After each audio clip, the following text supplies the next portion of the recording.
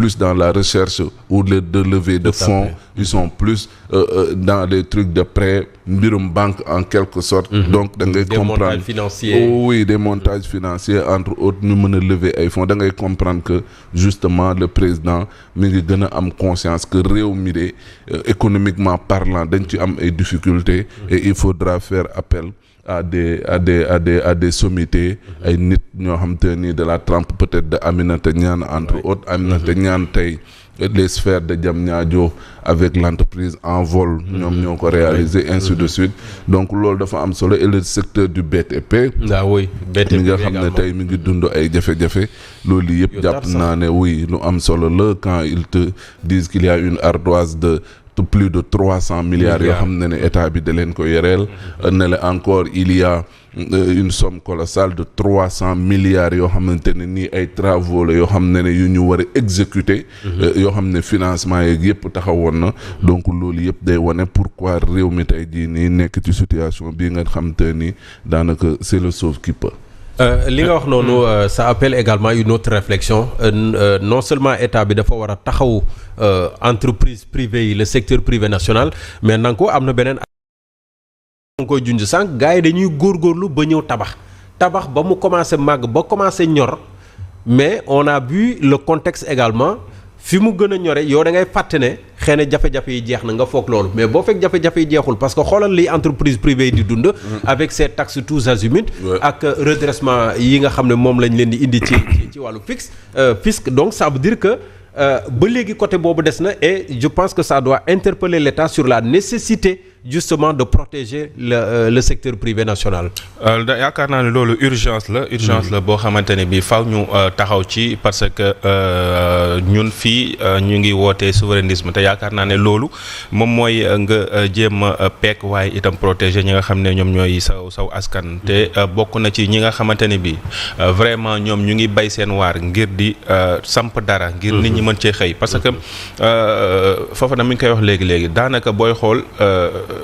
estimation yi passé waxoon na ne taux de chômage bi yokkaat nañ ci 3% maanaam léegi dem nañ ba 23%. Donc peut-être yooyu yëpp bokk na sax li tax peut-être le président de la République ubbi ay gëtëm ngir jéem a indi saafara ci mbir yi man daal jàpp naa ne li nga xam ne moom mooy secteur privé national mënuñoo dem te ànduñoo ak moom parce que le Sénégal développement du Sénégal kenn mënu ko amal ñu dul ay doomu Sénégal te bu fekkee ne gis nga ay doomu Sénégal yoo xam ne ràññeeku nañu ci seeni domaine nekk nañu ay champion ci li nga xam ne moom mooy seeni yëngu-yëngu dañ leen a war a gën a aar gën leen a protéger bu nekkente ne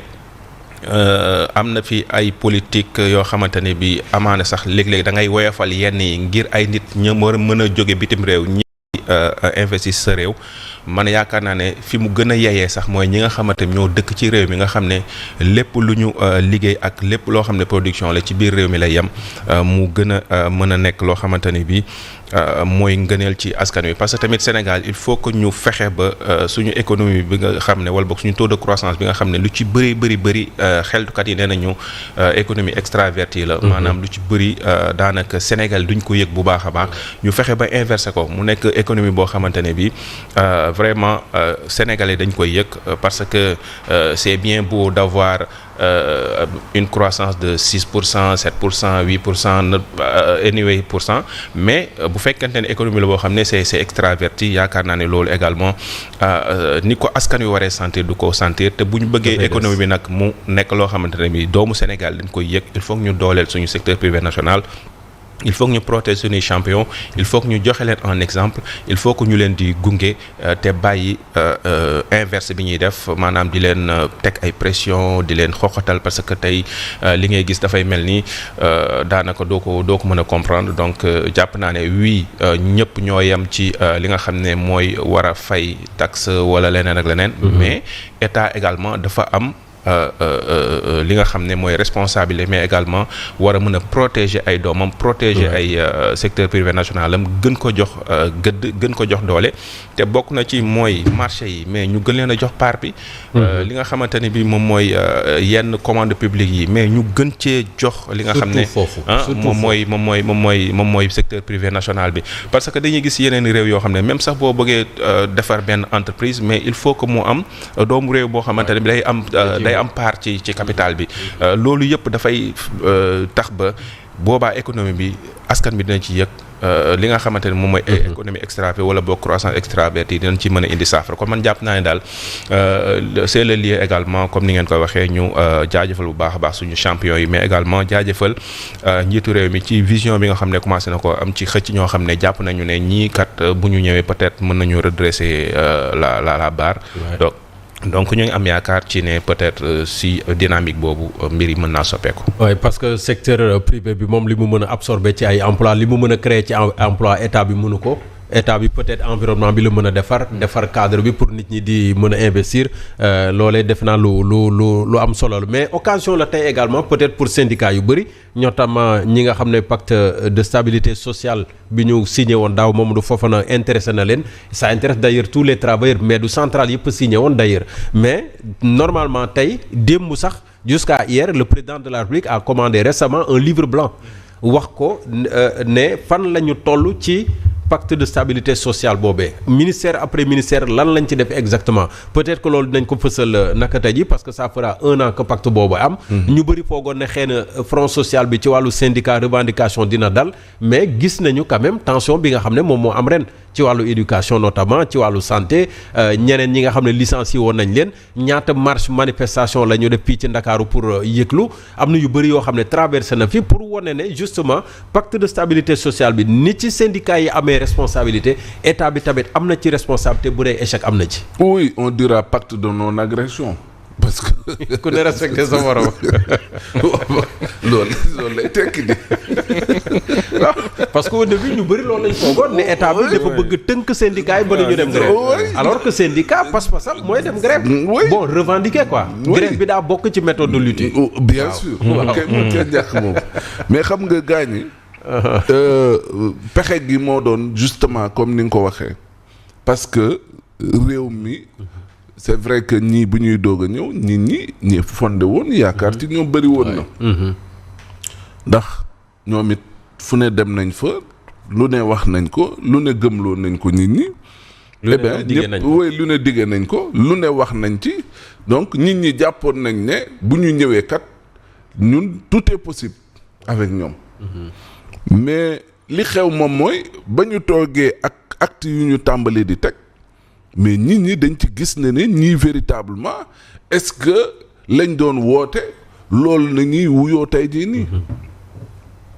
parce que bu fekkee ne yéen da ngeen ne woy ñun lu ñu intéressé mooy redresser réew mi reddition des comptes day am dina sénégalais yi dootul am un sénégalais à part entière ak keneen koo xamante ni entièrement à part lay doon nous allons redorer le blason de la justice ainsi de suite wax lu ne mais ci jëfin gi ñu gis ne lii moom la ca nekk moom mooy nekkatul mbirum patriote mais mbirum patriote la mujjee yëf yi déet nga ne patriote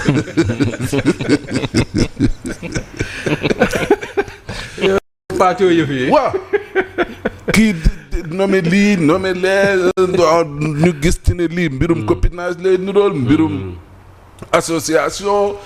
ba ma demee fële yaa ma doon baasal ak nangam ak nangam donc en quelque sorte les gens gisuñu rupture bi nga xam ne moom lañ leen dégg puis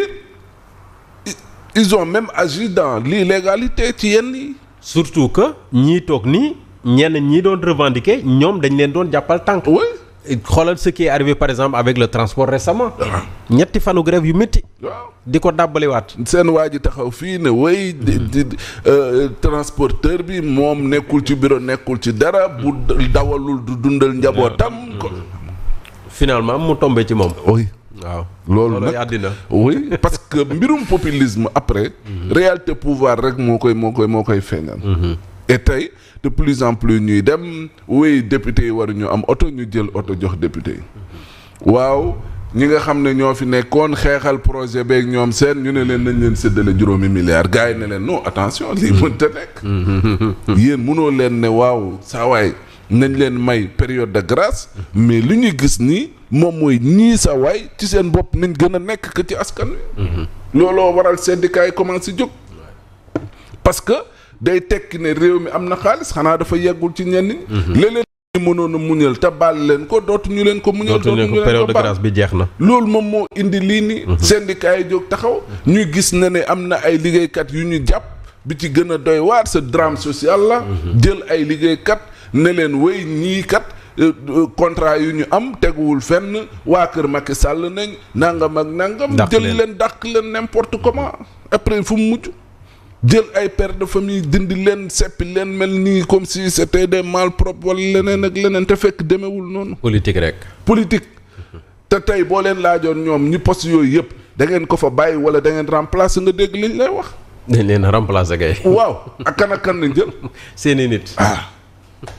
kon donc loolu moom moo indi tey boo xoolee le